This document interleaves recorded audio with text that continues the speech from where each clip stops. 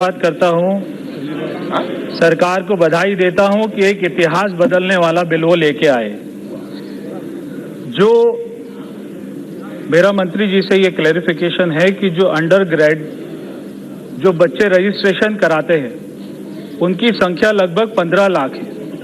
हमारे देश में सीट लगभग 80,000 है और 7 लाख लगभग 8 लाख बच्चे नीट के एग्जाम को क्लियर करते हैं, तो केवल 10% ऐसे बच्चे जिनको सीट मिल पाती है।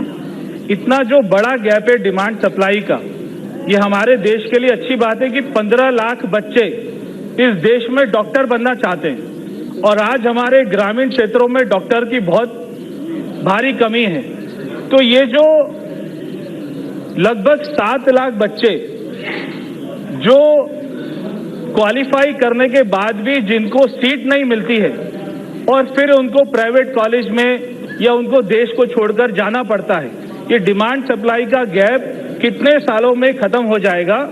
दूसरा, ग्रामीण क्षेत्रों में जो डॉक्टर नहीं है, जो बच्चे अंडर ग्रेड पास करते हैं और फिर उनको पीजी में एडमिशन नहीं मिलता, क्या उन बच्चों को हम कोई ट्रेनिंग देकर, कोई ब्रिज कोर्स देकर क्या उनको ग्रामीण क्षेत्रों में भेजें। दूसरा, जो आयुर्वेदिक डॉक्टर है हमारे ग्रामीण क्षेत्रों में एलोपैथी से ज्यादा अभी भी आयुर्वेदिक में विश्वास रखते हैं, तो जो आयुर्वेदिक डॉक्टर है उसके बारे में अगर उनको कोई कोर्स देकर प्रिवेंटिंग क्योर के रूप में अगर उनको ग्रामीण क्षेत्रों में उपयोग करें, उसका अगर ये जिक्र करें तो मैं बधाई दूंगा। माननीय मंत्री जी एक साथ जवाब दे देना, वो एक बार में मुश्किल होगा सर, फिर याद नहीं मैं मेरे जवाब में से बहुत सारे सवाल खत्म हो जाएंगे।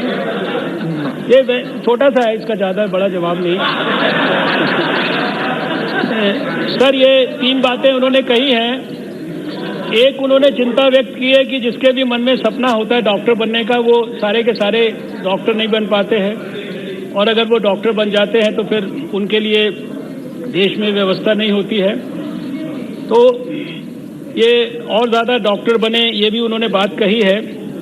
तो जो डॉक्टर बन जाता है उसके लिए मैं समझता हूँ देश में कोई काम करने के लिए कोई कमी नहीं है।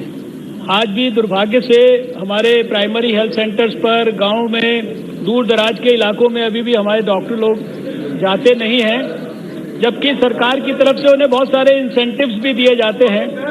और अभी तो नेशनल हेल्थ मिशन में इतना तक भी किया गया है कि यू डिमांड एंड वी पे, यू कोट एंड वी पे, इस तरह की भी पॉलिसी है गवर्नमेंट की।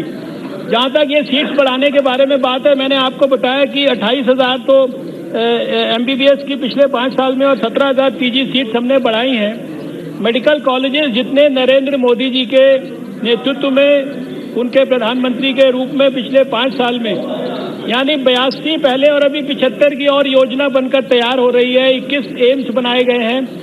जितना इसके बारे में व्यापक प्रयास इस सरकार ने किया है, शायद पहले पास में कभी नहीं हुआ, और आगे भी हम इसके बारे में करेंगे। जो बच्चे गांव में जाकर काम करना चाहते हैं उनके लिए कोई रुकावट नहीं है, उनके लिए किसी ब्रिज कोर्स की जरूरत नहीं है। जहां तक आयुर्वेदिक डॉक्टरों का प्रश्न है, वो नेशनल हेल्थ मिशन के अंदर वो जगह जगह अपनी आयुर्वेदिक सर्विसेज दे रहे हैं। आयुर्वेदिक को मॉडर्न सिस्टम में कन्वर्ट करने वाला जो ब्रिज कोर्स है, वो तो हमने आपको बताया कि हमने ऑलरेडी उसको ड्रॉप कर दिया है।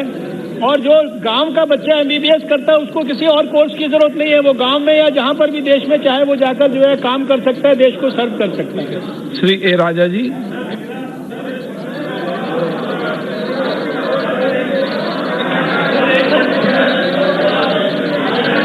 Sir, I passionately heard the reply which was given by the Honorable Minister, sir. Sir, I mooted 3 or 4 questions, very pertinent questions.